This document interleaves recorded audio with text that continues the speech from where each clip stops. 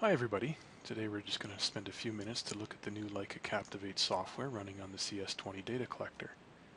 So from the home menu we've got a bunch of interesting things that are now at our fingertips.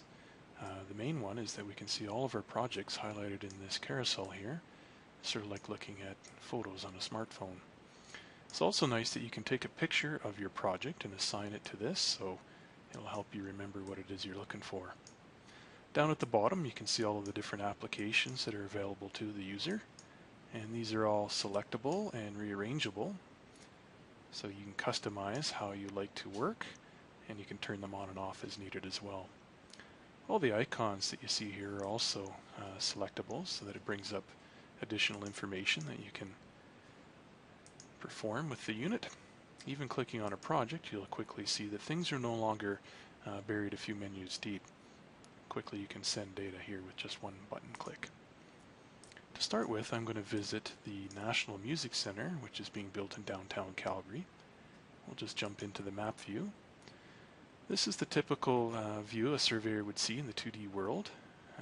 Most guys don't have 3D capabilities, but now with Leica Captivate, we can flip over to 3D mode, and turning on the orbit, you can really see this data start to come alive. I think this is an absolutely amazing data set that the survey team has had to put in for this project. You can see this is lining up vertically. You can see there's multiple curves vertically, horizontally. So a pretty tricky project to understand if you don't have this 3D viewer.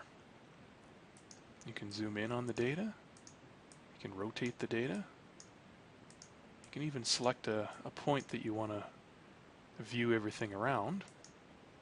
If you select a point that has multiples in the selection area, it'll give you this little wheel here to help narrow things down. So if I pick that guy and center on that, and now when I do my orbit, you can see everything is going to spin around that.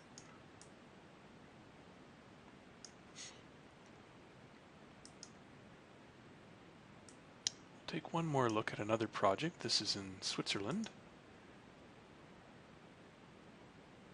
And this is kind of nice here because we can see there's an air photo in the background to help us figure out where we're walking around, see how our data fits with the world.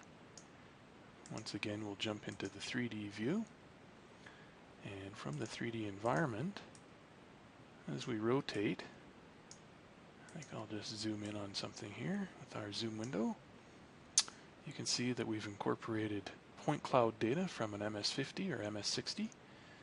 We have a series of topple points, and we also have a DXF that has been brought in. So it looks like we got a bus stop there, and we can now see how that fits with the real world. We could even select something from that DXF to lay out if we want.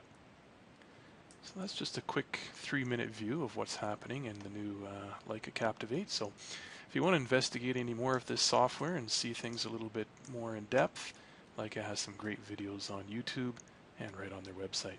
Thanks.